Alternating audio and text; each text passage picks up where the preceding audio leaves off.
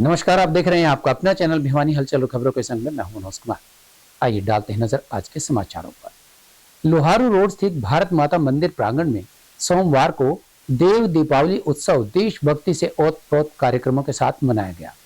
इस अवसर पर राष्ट्रीय स्वयं सेवक संघ के राष्ट्रीय कार्यकारिणी सदस्य डॉक्टर इंद्रेश कुमार मुख्य अतिथि के रूप में पहुंचे।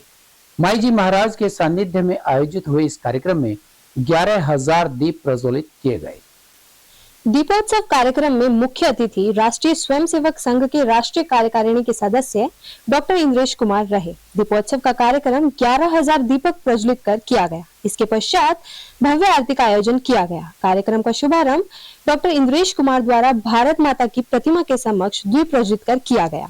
वहीं इस अवसर पर कार्यक्रम को संबोधित करते हुए डॉक्टर इंद्रेश कुमार ने कहा कि हमें भारत माता का सम्मान अपनी मां की तरह करना चाहिए। भारत माता के सीने पर हम कई ऐसे कार्य करते हैं जो प्रशंसा के लायक नहीं होते, फिर भी भारत माता हमें कभी भी गुस्सा नहीं करती। उन्होंने कहा कि भारत माता हमारे सीने में होनी चाहिए। कार्यक्रम में Mahavir Jain senior secondary school Bhiwani, Shivam senior secondary school Lohani, Shekhar open group, भारतीय हाई स्कूल भिवानी, बापू गांधी प्राइमरी स्कूल हनुमान ढानी, राजकीय कन्या वरिष्ठ माध्यमिक विद्यालय भिवानी, जन सेवा विद्या विहार भिवानी के बच्चों ने देशभक्ति से ओतप्रोत सांस्कृतिक कार्यक्रमों का मंचन किया। भजन संध्या में प्रसिद्ध लोक गायक राजेश थुरानिया व उनके सहयोगियों ने सुंदर भजनों का गायन कर सभी का मन मोह लिया। समूह नृत्य प्रतियोगिता में राजकीय कन्या वरिष्ठ माध्यमिक विद्यालय की छात्राओं ने प्रथम स्थान प्राप्त किया। वहीं मंच संचालक हरियाणा राज्य scouts guide Chandrashekhar Azad open group additional group leader Amit Kumar ने किया।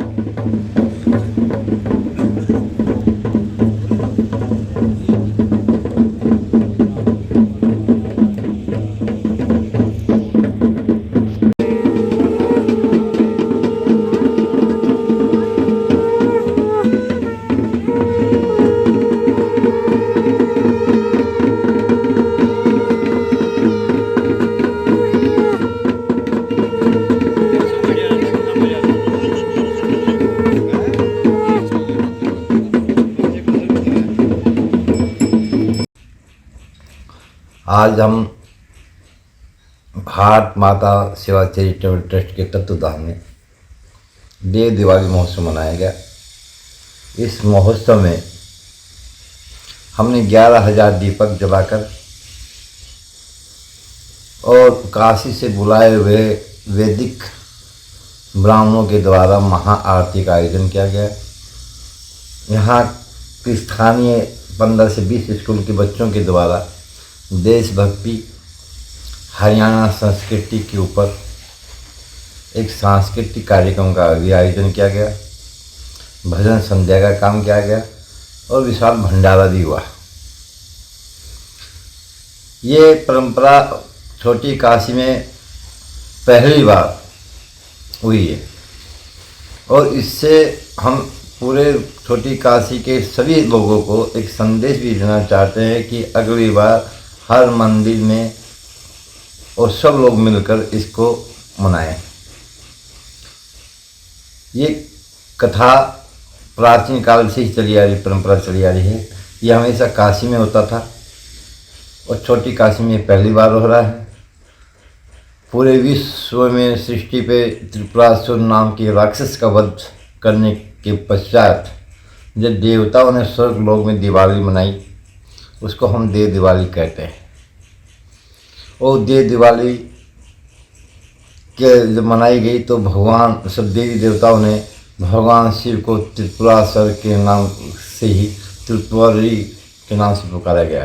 तो भगवान शिव को जो है हम त्रिपुरारी भी कहते हैं, क्योंकि उन्होंने त्रिपुरासुर का राक्षस का वध किया था। और आज उस भगवान शिव की काशी नगरी में इस विशाल आयोजन भी प्रत्येक वर्ष होता है। वहाँ भी 21 लाख दीवे जलाकर भी बड़ी धूमधाम से मनाया गया है। जैसे जैसे तापमान में गिरावट आ रही है, वैसे वैसे अस्पताल में ओपीडी में मरीजों की संख्या भी बढ़ रही है। सर्दी के मौसम में निमोनिया, अस्थमा और वायरल फीवर के मरीज प्रतिदिन बढ़ते जा रहे हैं। निजी और सरकारी अस्पतालों में प्रत्येक आयु वर्ग के मरीजों की संख्या बढ़ रही है, जिन्हें चिकित्सकों द्वारा स्वास्थ्य के प्रति सजग रहने की सलाह दी गई है। सिविल सर्जन डॉक्टर रघुवीर शांडिल्य ने मंगलवार को बदलते मौसम में आम जन को सावधानी रखने का परामर्श दिया। इस अवसर पर उन्होंने कहा कि भीड़भाड़ वाली जगहों पर जाने से परहेज करें और जाए तो मास्क का प्रयोग करें, ठंडी चीजें ना खाएं और गर्म पानी का सेवन करें और अपने आहार में पौष्टिक तत्वों को शामिल करें ताकि शरीर की रोग प्रतिरोधक क्षमता बनी रहे। खांसी, जुकाम और बुखार वायरल फीवर के ही लक्षण हैं। अगर ऐसे लक्षण मिलते हैं तो आवश्यकता पड़ने पर डॉक्टर से जांच अवश्य करवाएं ताकि समय पर उपचार हो सके। जैसे सीजनल बीमारियां होती है, मौसम चेंज होने के कारण उनकी प्रेवलेंस बढ़ जाती है। इसमें जो मौसम चेंज है, सर्दी और पोल्यूशन दोनों ही हमारी पीक पर थे कि हमारा एयर क्वालिटी इंडेक्स भी ज़्यादा था, लेकिन बारिश की वजह से थोड़ा कम हुआ है। ये बड़ी राहत की समय है मरीजों के लिए। इसमें जो सर्दी के मौसम में जो सीजनल बीमारियां होती हैं, वो हम मेनली एक वास्कुलर डिजीज के में, एक रेस्पिरेटरी डिजीज में डिवाइड करते हैं। रेस्पिरेटरी डिजीज के जो अपर रेस्पिरेटरी राइनाइटिस है, टॉन्सिलाइटिस है, लोअर रेस्पिरेटरी में हमारा ब्रोंकियल अस्थमा है, ब्रोंकाइटिस है, सीओपीडी है, एम्फाइसीमा है। इनके जो अटैक हैं, एक्जर्बेशन, उनकी 2 से 3 भी पर वीक हो जाती है, जिसकी वजह से पेशेंट को एडमिट होना पड़ता है, नेबुलाइज करना पड़ता है, स्टेरॉइड तक लेने पड़ सकते हैं। और दूसरी हमारी जो कार्डियोवास्कुलर की जो बीमारियां होती हैं, वो कोरोनरी आर्टरी डिजीज है, कोरोनरी आर्टरी सिंड्रोम है, हमारी एमआई का हार्ट अटैक जिसको बोलते हैं वो हो जाता है, ब्रेन हेमरेज हो जाता है, ब्रेन स्ट्रोक का अटैक हो जाता है। तो ये इस प्रकार की मरीजों की भी संख्या बढ़ जाती है, क्योंकि सर्दी के समय हमारी जो क्वालिटी ऑफ लाइफ है, सेडेंटरी ज़्यादा हो जाती है और हम ज़्यादा इनटेक ऑफ एनर्जी है वो ज़्यादा हो जाती है। दूसरा, मौसम चेंज के कारण भी हमारी फिजिकल एक्टिविटी जो कम हो जाती हैं। तो इसमें हमें बड़ा सावधानी रखना चाहिए कि ये जो बीमारियां हैं इस 2 सिस्टम की, इनसे हम ग्रस्त ना रहें। इनको कैसे प्रिवेंट किया जा सकता है? तो इसमें प्रिवेंट करने के लिए ये है कि हम अपने दिनचर्या को चेंज करें। जब ज़्यादा सर्दी हो तो उस समय अगर बाहर निकलें तो अपने शरीर को ढक करके जाएं और ज़्यादा से ज़्यादा गर्म पानी और फ्लूइड का इंटेक लें, प्रोटीन डाइट लें। अगर अपर रेस्पिरेटरी की इन्फेक्शन हो जाता है तो हम कफ एटिकेट का सावधान रखें और हमारा जो कफ एटिकेट के साथ साथ में अगर मान लें भीड़ भाड़ इलाके में जाते हैं तो मास्क लगाएं, बार बार हम हाथ सैनिटाइजर और साबुन है तो कहीं वॉश बेसिन में तो उससे हम साफ करके रखें। रही बात उसकी जो हमारी हाई कैलोरी डाइट को अवॉइड करें। लो कैलोरी की डाइट है जो खिचड़ी है, दलिया है, मलाई तार के दूध है, दही है, लस्सी है, इनका ज़्यादा सेवन करें। तो इससे हमारी जो क्वालिटी जो फूड की है वो इम्प्रूव होती है। दूसरी, जैसे ही सर्दी कम होती है तो हम अपने एक दिन में रूटीन चेंज करते हुए 40 से 45 मिनट तक जरूर अपने आप एक्सरसाइज जरूर करें। उसमें ज़रूरी नहीं है कि आप फिजिकल जो एक्सर्शनल एक्सरसाइज को अवॉइड कर सकते हैं, लेकिन रूटीन टाइम जिसमें आप 1 घंटे में 100 से लेकर 150 किलो कैलोरी खर्च कर सकते हैं, उस टाइप की ब्रिस्क वॉक हैं, योगा है, मेडिटेशन है, इस टाइप की आप एक्सरसाइज डेली जरूर करें। मंगलवार को मुख्यमंत्री उड़न दस्ता रोहतक की टीम द्वारा तहसील कार्यालय सिवानी का निरीक्षण किया गया। इस दौरान करीबन 9 व्यक्तियों के कार्यों का निपटान किया गया जो काफी लंबे समय से दफ्तर के चक्कर लगा रहे थे। वहीं तहसीलदार के हस्ताक्षर युक्त और बिना हस्ताक्षर वाली रजिस्ट्रियों की जांच भी की गई। मंगलवार को मुख्यमंत्री के उड़न दस्ता रोहतक व भूप सिंह एसडीओ बिजली बोर्ड को बतौर ड्यूटी मजिस्ट्रेट नियुक्त करवाया गया। इस अवसर पर टीम ने तहसील कार्यालय सिवानी का औचक निरीक्षण किया। टीम द्वारा निरीक्षण के दौरान 21/11/2023 की तैयार 12 रजिस्ट्री ऐसी मिली जो बिना तहसीलदार के हस्ताक्षर थी। इसके अलावा भी अभी तक 25 रजिस्ट्रियां हस्ताक्षर युक्त रखी हुई हैं, जो कि पाटिया अभी तक लेकर नहीं जाया गया है और अब तक टोटल 16 टोकन कट चुके हैं, जो कि अंडर प्रोसेस है। वहीं 6 पैमाइश भी लंबित है, जिसको कानूनगो सिवानी ने जल्द ही पूरा करवाने का आश्वासन दिया। मौके पर टीम द्वारा 8 से 9 व्यक्तियों के कार्य का निपटारा करवाया गया, जो कई दिनों से दफ्तर के चक्कर लगा रहे थे। लोगों का कहना था कि इस तरह की रेड करने से भ्रष्टाचार कम होगा और आम आदमी का काम जल्दी होगा। मेरा नाम संपत, गांव गुरेरा, तहसील शिवानी। मैं आज यहाँ फर्द कटवाने के लिए आया था। तो कई बार आते हैं तो ढील होती है। आज सीएम फ्लाइंग आने की वजह से काम तुरंत हुआ है। ये सीएम फ्लाइंग बार बार रेड होनी चाहिए। आज बहुत ही अच्छा एक देखने को आज तहसील परिसर में मिला। हम काफ़ी बार हमारी फ़र्द निकालने के लिए आए तो काफ़ी बार उनसे रिक्वेस्ट करी, लेकिन वो फ़र्द समय पर नहीं दे पा रहे थे। और आज जब मैं आया तो अचानक से पता नहीं आज सीएम फ्लाइंग का भय या कुछ ऐसा लगा कि हर सीट पर हर व्यक्ति बैठा है और 1 सेकंड के अंदर ये फ़र्द 1 सेकंड के अंदर इन्होंने फ़र्द निकाल के दे दी और कोई भीड़ नहीं है और हर सीट पर ऐसे काम हो रहा है। आज सीएम फ्लाइंग जो आई है उसका हम तहे दिल से धन्यवाद करते हैं। अगर इसी तरह शिवानी मंडी में, शिवानी तहसील में समय समय पर सीएम फ्लाइंग अगर आती रहे तो मैं कहता हूँ आज जो देखने को मिला है वो भविष्य में पूरा इलाका और हमारा देश भी सुधर सकता है। और मैं ड्यूटी मजिस्ट्रेट भूप Singh SDO sub division Shivani में नियुक्त किया गया और आज सीएम फ्लाइंग के साथ में हमने तहसील कार्यालय के अंदर रिकॉर्ड चेक किया गया, जिसके अंदर लगभग 226 इंतकाल जो कि पेंडिंग मिले। उनके अंदर कुछ टेक्निकल फॉल्ट की वजह से इंतकाल दर्ज नहीं किए गए। बाकी इंतकाल के लिए कानूनगो ने बताया कि 2-3 दिन के अंदर तहसीलदार साहब छुट्टी पे है, वो कर दिए जाएंगे।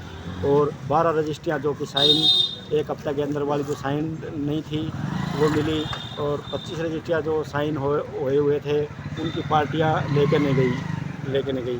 बाकी 6 पैमाइशें जो पेंडिंग थी वो उनका टाइम दिया हुआ है, वो 5-4 दिन के अंदर कह रहे हैं हम करवा देंगे। और बाकी हमने जो है ना 10-12 यहाँ पे आए कंज्यूमर आए हुए थे जो काफ़ी दिन से चक्कर काटे, उनका मौके पे निदान करवा दिया गया। मंगलवार को DAV शताब्दी पब्लिक स्कूल भिवानी में वार्षिक पुरस्कार वितरण समारोह का आयोजन किया गया। कार्यक्रम का शुभारंभ विद्यालय के अध्यापकों द्वारा DAV गान के साथ किया गया। विद्यालय चेयरमैन श्री HR गंधार मुख्य अतिथि के रूप में पहुंचे, वहीं बच्चों द्वारा अनेक मनमोहक कार्यक्रमों की प्रस्तुति भी दी गई। DAV शताब्दी पब्लिक स्कूल में आयोजित वार्षिक उत्सव कार्यक्रम की अध्यक्षता विद्यालय के वाइस चेयरमैन सत्यपाल आर्य ने की। कार्यक्रम के निरीक्षक व मार्ग निर्देशक के रूप में विद्यालय के मैनेजर अजय अहलावादी ने यथासंभव अपनी पारदर्शिता को दर्शाया। विद्यालय परिवार ने कार्यक्रम को साकार रूप प्रदान करने के लिए उपस्थित गणमान्य जन, जिसमें लोकल मैनेजिंग कमेटी के सदस्य वरिष्ठ अधिवक्ता अविनाश सरदाना, प्रेम प्रकाश अग्रवाल, श्री दर्शन चंद मिड्डा सहित अनेक गणमान्य लोगों का विद्यालय परिवार ने माल्यार्पण द्वारा स्वागत व सत्कार किया। इस अवसर पर विद्यालय के कक्षा नर्सरी से लेकर 12वीं के छात्रों ने विभिन्न सांस्कृतिक कार्यक्रम प्रस्तुत किए। वहीं विद्यालय के छात्रों को विगत 2 वर्षों के शैक्षिक पुरस्कार भी प्रदान किए गए।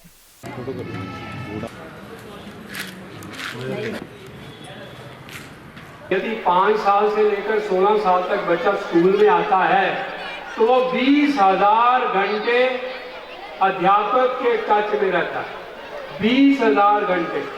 और उसके बाद घर जाता है, खाना खाता है, खेलता है, होमवर्क करता है, सोता है और लाड प्यार में चलता है।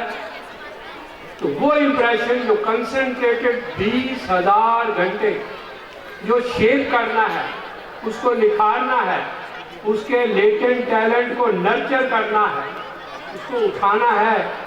It is the character formation, man-making process. It is the manifestation of divinity already present. जो ईश्वरीय गुण हैं, उनको स्थापित करके, उनको तराश कर एक नेक इंसान, एक बुद्धिमान, एक बौद्धिक इंसान बनाकर, नेक इंसान बनाकर, राष्ट्र प्रेमी बनाकर, एक नेक इंसान और एक बढ़िया इंसान बनाकर उसको उसका उत्थान देखना चाहते हैं। बहुत बढ़िया कर रहे हैं, इससे और बढ़िया करेंगे। आप सबका इसी तरह प्रेम सहयोग मिलता रहेगा और डीएवी इसी तरह निकलता रहेगा। बच्चे हमारे जो हैं उसकी उड़ान जो है वो थोड़ी उन्नति और साथ में अध्यात्मक गुण होंगे। धन्यवाद। The next floor, C2, first to fourth class. They are also ready, waiting, having trophy in their hand. No parents are there. They are automatically coming on the stage to receive the prizes. It's beautiful moment. Let's capture the moment in our cameras. हाँ जी। कि बच्चों के साथ आप एक friendly relation बनाए, बहुत ही मित्रतापूर्ण, डराना मत नहीं है।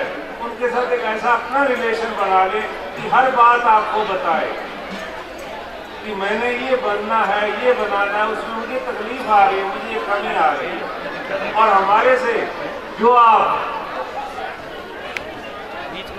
हमारे से जो भी आप अपेक्षा करते हैं उससे ज़्यादा हम काम करने के लिए तैयार हैं। हमारा हर टीचर आपके लिए, बच्चों के लिए समर्पित है।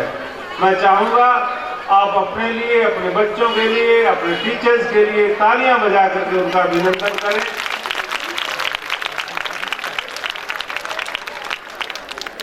जब तक टीचर, टॉट और माँ बाप, पेरेंट्स तीनों का इकट्ठ नहीं होता, मिलकर के काम नहीं करते, तब तक बच्चा आगे नहीं बढ़ सकेगा। स्वामी दयानंद जी महाराज कहते हैं, धन्य है वो संतान जिसके माता पिता और आचार्य मिलकर के उसके उत्थान के लिए काम, मातृमान, पितृमान, आचार्यमान, पुरुषो वेदः। बच्चा कब बनता है?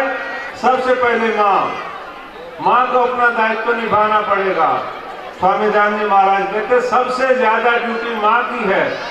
माँ देखे कि किस प्रकार से मेरा बच्चा आगे बढ़ सकता है, उसको बनाना क्या है। आप योजना बनाएं कि मैंने बच्चे को बहुत ऊंची उड़ान के लिए ले जाना है। हमने आज के दिन का नाम उड़ान रखा है।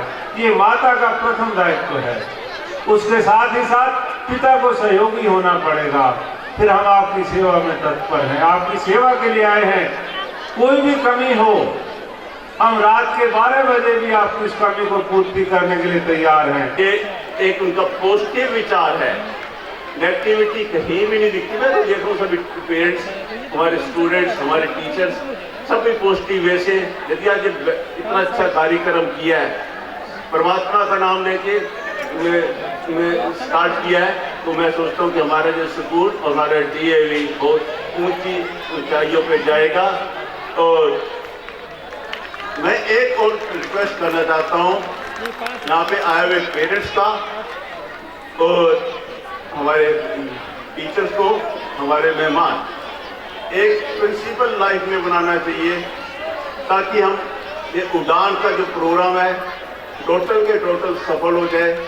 वो प्रिंसिपल है हमारे 5C, इंग्लिश का वर्ड है 5C, इसको हमें नहीं छोड़ना है। तो कहें भाई 5C क्या चीज है।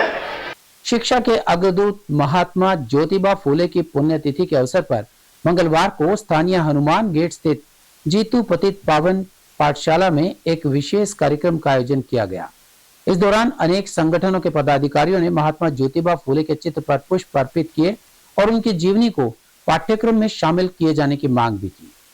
इस दौरान Sant Shiromani Kabir welfare society Dhana road, Bahujan Kranti Morcha, Mahatma Jyotiba Phule sports academy, Rashtriya Pichhda वर्ग मोर्चा, राष्ट्रीय किसान मोर्चा, राष्ट्रीय अत्याचार निवारण बल, भारत मुक्ति मोर्चा के पदाधिकारियों ने एक सुर में महात्मा ज्योतिबा फुले को भारत रत्न दिए जाने तथा उनकी जीवनी को पाठ्यक्रम में शामिल किए जाने की मांग सरकार से की ताकि युवा पीढ़ी उनके संघर्ष से अवगत हो सके। कार्यक्रम में बतौर मुख्य अतिथि वार्ड 25 के पार्षद विनोद प्रजापति, राष्ट्रीय पिछड़ा वर्ग मोर्चा के प्रदेशाध्यक्ष सुरेश प्रजापति ने शिरकत की। वहीं मुख्य अतिथि वार्ड 25 के पार्षद विनोद प्रजापति और राष्ट्रीय पिछड़ा वर्ग मोर्चा के प्रदेशाध्यक्ष सुरेश प्रजापति ने कहा कि जात पात के खिलाफ एवं स्त्री शिक्षा के लिए संघर्ष करने वाले महात्मा ज्योतिबा फुले 19वीं सदी के महान विचारक, समाज सेवी, लेखक और क्रांतिकारी थे, जिन्होंने अपना पूरा जीवन महिला सुधार और दलितों के उत्थान में लगाया। उन्होंने कहा कि ज्योतिबा ने महिला शिक्षा के लिए काफी संघर्ष किया। इस मौके पर डॉक्टर राजकुमार नागर व प्यारेलाल कायत ने कहा कि महात्मा ज्योतिबा फूले ने जाति की परवाह किए बिना समानता की दिशा में काम किया है। आज हमारे जो महापुरुष हुए श्री ज्योतिबा फूले जी, जिन्होंने गरीब आदमियों को शिक्षा का अधिकार देने के लिए सबसे पहली लड़ाई शुरू करी थी, आज हम सभी समाज के लोगों ने शिक्षा के अग्रदूत की उनकी पुण्यतिथि के ऊपर उनको पुष्प अर्पित किया है। और हम परमात्मा से, जो भी मालिक है, उससे दुआ करते हैं कि ऐसे महापुरुष हमारे समाज के अंदर और भी पैदा होते रहे, जिससे कि गरीब समाज का भला हो।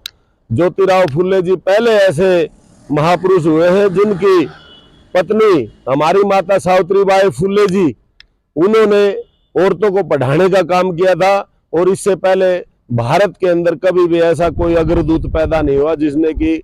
मैं विनोद कुमार प्रजापति, पार्षद वार्ड 25 से आज विभिन्न संगठनों ने स्वामी जीतूपति पावन विद्यालय में महात्मा ज्योतिबाई फूले की पुण्यतिथि पर पुष्प अर्पित किए हैं। और मेरी सरकार से मांग है कि इन जो भी इनकी जीवनी है वो पाठ्यक्रम में शामिल की जाए, ताकि हर गरीब बच्चा हर पढ़ सके कि उन्होंने कितना अपने जीवन में संघर्ष किया था आम आदमी के लिए, गरीब आदमी के लिए, जो शिक्षा की ज्योत उन्होंने जलाई। मैं प्यारेलाल कायत आज जीतूपति पावन विद्यालय में सर्व समाज के साथ महात्मा ज्योतिबा राय फूले की पुण्यतिथि पर पुष्प अर्पित करने पहुँचे हैं।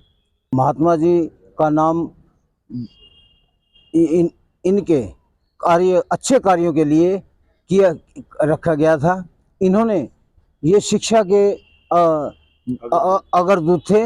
सबसे पहले इन्होंने शिक्षा का जो प्रचार था वो गरीबों में किया।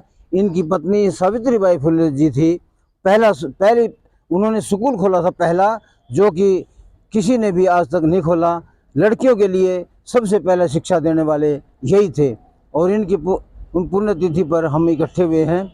इन 18 मई 1888 को इनके दोस्तों ने और इनके मित्रों ने एक कोलीबाड़ा हाल में एक सभा आयोजित की, जिनमें इनका महात्मा नाम रखा गया। मंगलवार को जिले के गांव धनाना स्थित स्माइल पब्लिक स्कूल में स्टील मैन पहलवान विजेंद्र सिंह द्वारा 75वां शक्ति प्रदर्शन किया गया।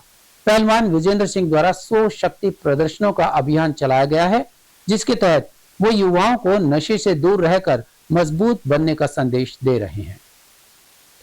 75वें शक्ति प्रदर्शन के तहत स्टीलमैन पहलवान विजेंद्र सिंह ने 65 किलोग्राम के युवक को दांतों से उठाकर दौड़ लगाने, 15 किलोग्राम वजन को आंखों से उठाने, अलग अलग भार वर्गों के 120 बच्चों को दांतों से झूला झुलाने जैसे खतरनाक स्टंट किए तथा उन्हें नशे व फास्ट फूड से दूर रहने का संदेश दिया। इस मौके पर Haryana narcotics control bureau Bhiwani unit के एएसआई कुलदीप सिंह भी मौजूद रहे। उन्होंने विद्यार्थियों को नशे से दूर रहने की शपथ दिलाई व नशे के दुष्प्रभाव बताते हुए पैम्पलेट भी वितरित किए। इस अवसर पर करीबन 500 विद्यार्थी व 50 से अधिक स्टाफ सदस्य मौजूद रहे, जिन्होंने नशे व फास्ट फूड से दूर रहने व इसके प्रति अन्य लोगों को जागरूक करने का संकल्प लिया। वहीं स्टीलमैन पहलवान विजेंद्र सिंह ने कहा कि देश में बढ़ रहे अपराध की जड़ कहीं न कहीं नशा ही है, क्योंकि नशे की चपेट में आकर युवा अपराध की तरफ बढ़ता है और युवाओं को नशे से दूर रहने का संदेश देने के लिए ही उन्होंने 100 शक्ति प्रदर्शन करने का लक्ष्य रखा है।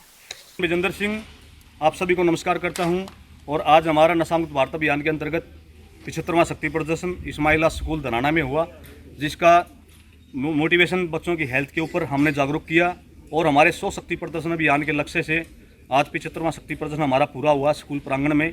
तो आज हमने बच्चों के बीच में 3 इवेंट करके दिखाए, जिसमें 15 केजी वजन हमने अपनी आंखों से उठा लिया। इसके साथ साथ में 65 केजी एक लड़के को दांतों से उठा के कम से कम 50 मीटर की हमने जो है रेस की है। उसके बावजूद कम से कम 15 से 20 बच्चों को दांतों में ही झूला डालकर झुलाया है। तो इसका एक सीधा सा संदेश जाता है कि जो बच्चे आज जंक फूड फास्ट फूड का प्रयोग कर रहे हैं, नशे का प्रयोग कर रहे हैं, वो उन चीज़ों से दूर हो, उन चीज़ों से जागरूक हो। हमारा जो शक्ति प्रदर्शन दिखाने का मकसद यही है कि ताकि जो बच्चे हैं हमारे तरह स्ट्रॉन्ग और मजबूत बने। इसके साथ साथ में हमने हरियाणा नारकोटिक डिपार्टमेंट की तरफ से एक टोल फ्री नंबर जारी किया है।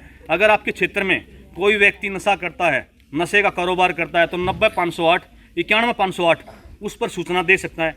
तो आज का हमारा प्रोग्राम बच्चों के बीच में रहा इस्माइला पब्लिक स्कूल में, जो बच्चों ने बहुत ही अच्छी तरीके से इस प्रोग्राम को देखा और इसकी सराहना की। भिवानी की डाबर कॉलोनी में सोमवार को हुई गोलीबारी को लेकर सीसीटीवी की फुटेज सोशल मीडिया पर वायरल हुई। फुटेज में हरिकिशन की मां शकुंतला देवी ने केवल डंडे के बल पर बदमाशों का डटकर मुकाबला किया और उन्हें खदेड़ दिया। मीडिया के माध्यम से उन्होंने पुलिस से इस घटना पर तुरंत कार्यवाही करने की मांग की है। बीते कल 27/11/2023 को भिवानी की डाबर कॉलोनी में हुई गोलीबारी मामले में एक महिला का सोशल मीडिया पर साहसिक वीडियो वायरल हुआ था, जिसमें महिला बदमाशों के पीछे डंडा लेकर उन्हें मारती हुई नजर आई थी। इसी वायरल वीडियो के चलते मंगलवार को इस साहसिक महिला ने भिवानी हलचल द्वारा बातचीत की गई। बातचीत के दौरान सामने आया कि यह साहसिक महिला और कोई नहीं बल्कि हरिकृष्ण उर्फ हरिया की मां थी, जिसने अपनी जान की परवाह किए बगैर अपने बेटे की बदमाशों से जान बचाई। हरिया की मां शकुंतला ने बताया कि शुरुआत में उन्हें कुछ शोर सुनाई दिया, जिसको पटाखों की आवाज मानकर वह बाहर आई। उन्होंने पाया कि 4 बदमाशों द्वारा उसके बेटे हरिकृष्ण उर्फ हरिया पर गोलियां बरसाई जा रही है और बेटे को बचाने के लिए वह डंडे से बदमाशों के पीछे लग गई। उन्होंने पुलिस से अपील की है कि जल्द से जल्द आरोपियों को गिरफ्तार किया जाए।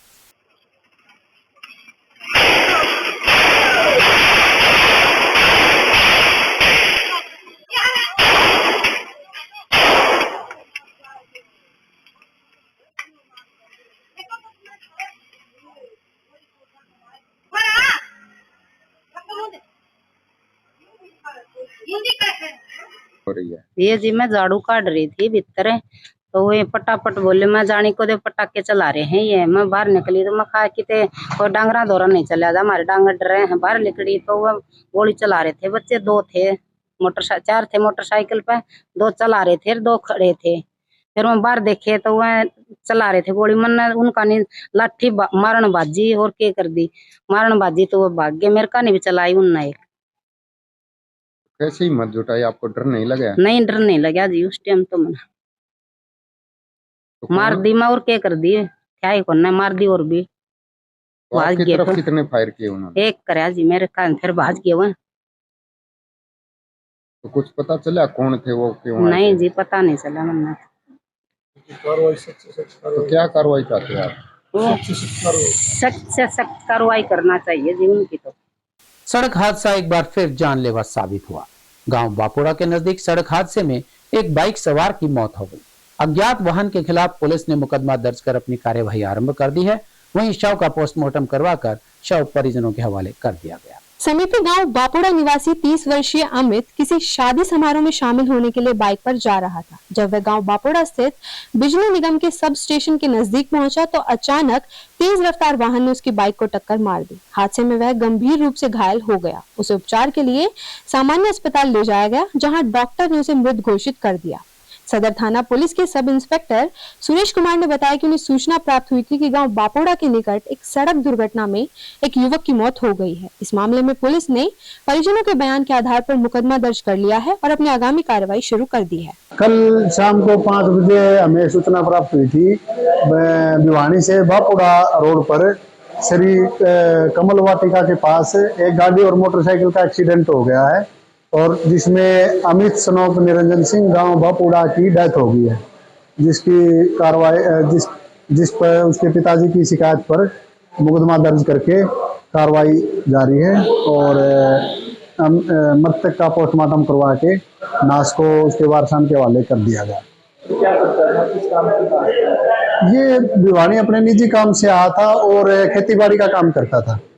हमारे संग में बस इतना। अगले के लिए देखते रहिएगा आपका अपना चैनल भिवानी हलचल।